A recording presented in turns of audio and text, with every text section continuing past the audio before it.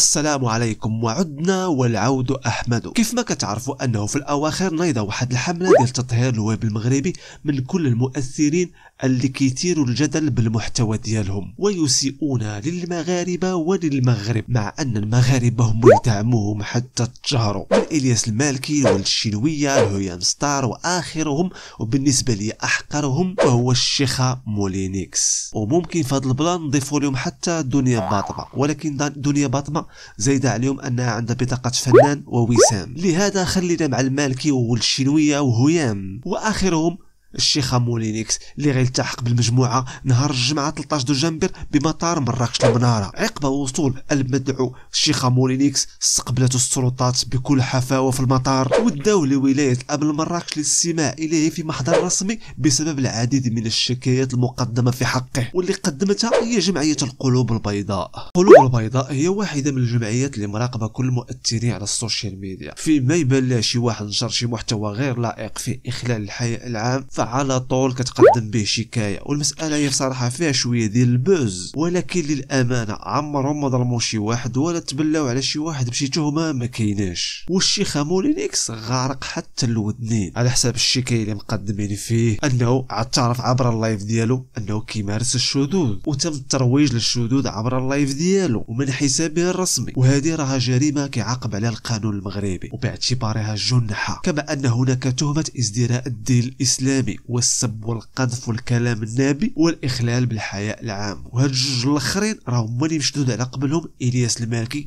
غيدوز عليها 7 شهور. يعني مولينيكس غارق حتى الودنين، ترويج للشذوذ وازدراء الدين الاسلامي والسب والقذف والكلام النابي، ملف مضخم غادي يصيفط مولينيكس ياكل العدس. العدس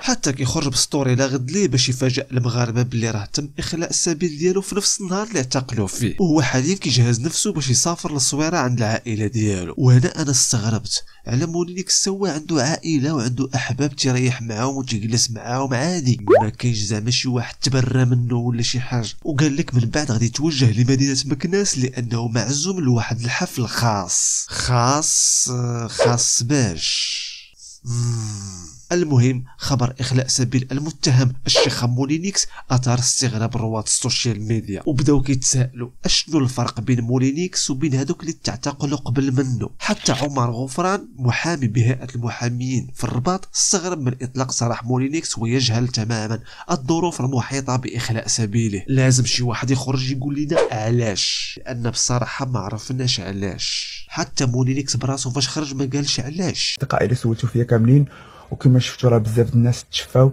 غير باش نقول لكم انكم ما تثقوش دوك الناس اللي كيقولوا لكم كنبغيوكم، راه نهار طرا لكم شي حاجه دوك اللي كانوا كيقولوا كنبغيوكم هما اللي غيخوروكم.